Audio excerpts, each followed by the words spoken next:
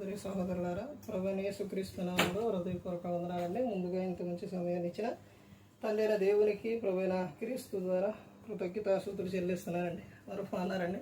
వాక్యం చదువుకొని ప్రార్థన చేసుకున్న తర్వాత పాటలోనికి వెళదామండి. మత్తయి గారు రాసిన సువార్త 23వ అధ్యాయం 12వ వచనం.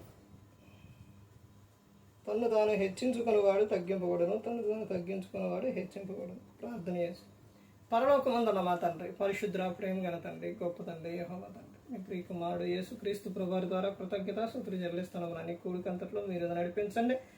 వాక్యం బోధించుండగా ఈ లోక సంబంధమైన జ్ఞానంతో కాకుండా మీ జ్ఞానంతో మాట్లాడే భాగ్య దయచేస్తారని మా ప్రభువైన యేసుక్రీస్తు నామమున వేడుకుంటున్నాం తండ్రి. ఆమేన్. ప్రభువైన యేసుక్రీస్తు నామములో హృదయపూర్వక వందనాలండి. దేవుని కుమారుడు యేసుక్రీస్తు ప్రభువారి లోకానికి వచ్చిన తర్వాత పరలోక రాజ్యం సమీపిస్తుంది కనుక మారు మనసు పొందమని ప్రకటింప మొదలుపెట్టారు. అంశం పాఠం పేరు హెచ్చించుకుంటే ఏం జరిగిద్ది, తగ్గించుకుంటే ఏం జరిగిద్ది. ప్రతి ఒక్కరూ కూడా గమనించుకోవాలి. ఈ లోకంలోని ప్రాముఖ్యమైన విషయం ఏంటంటే హెచ్చింపు, తగ్గింపు.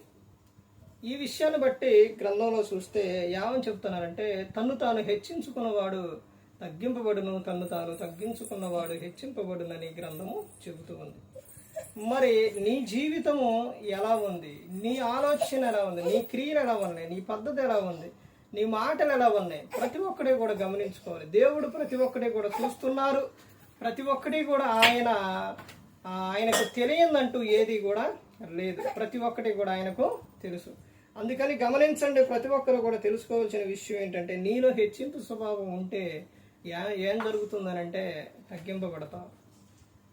నీలో తగ్గింపు స్వభావం ఉంటే హెచ్చింపబడతాం. ఈ రోజున బోధకులంటే సేవకులే, వీళ్ళలోని చూడండి చాలా మంది ఎక్కువగా ఎలాంటి స్వభావం కలిగి ఉంటారనంటే హెచ్చింపు స్వభావం కలిగి ఉంటారు. ఒకరి పట్ల ఒకరు లేని విషయం ఏంటనంటే, సేవకుడు సంఘం పెరిగినప్పుడు కొద్దిగా ఇది హోదాగా ఉన్నప్పుడు చిన్నవాళ్ళన్నా లేకపోతే తర్వాత విశ్వాసులన్నా కానీ అంతగా పట్టించుకోవడం అనేది ఉండదు. దేవుడు చెబుతున్నారు కదా, దేవుడు గ్రంథంలో రాపించింది ఏ ఒక్కటి కూడా వృధా పోదు. ప్రతి ఒక్కరూ కూడా గమనించుకోవాలి. ఇక్కడ చెబుతున్న విషయం ఏంటంటే, తన్ను తాను హెచ్చించుకున్నవాడు తగ్గింపబడును, తన్ను తాను తగ్గించుకున్నవాడు హెచ్చింపబడును. మరి నువ్వు ఎలా ఉన్నావో నువ్వు పరీక్షించుకో, నువ్వు తెలుసుకో. ఎందుకంటే ఒకరిని విమర్శించేది కాదు బోధ. ఒకరిని వాక్యం ఎప్పుడూ కూడా హెచ్చరిస్తుంది, గద్దిస్తుంది, బుద్ధి చెబుతుంది. అంతేలే కానీ నువ్వు అలా ఉన్నావు, నువ్వు ఎలా ఉన్నావు, నువ్వెంత అనే విధానం అనేది కాదు. అర్థమవుతుందంటే ప్రతి ఒక్కరు కూడా గమనించుకోవాలి, ప్రతి ఒక్కరు కూడా తెలుసుకోవాలి. ఏ ఒక్కరు కూడా నశించి నరకానికి వెళ్ళిపోకూడదని యేసుక్రీస్తు ప్రభువారు ఈ లోకానికి వచ్చి మనందరి కోసం సిలువలో తన ప్రాణాలు పెట్టారు. ఆయన ఎంత తగ్గించుకున్నారంటే ఆయన మీద ఊశారు, గుద్దారు, ఇవన్నీ కూడా ప్రతి ఒక్కటి కూడా ఆయన ఓర్చుకున్నారు. ఈ రోజున చిన్న మాటకే ఓర్చుకోలేని పరిస్థితులు మనుషులు ఉంటున్నారు. ప్రతి ఒక్కరూ కూడా గమనించుకోవాలి.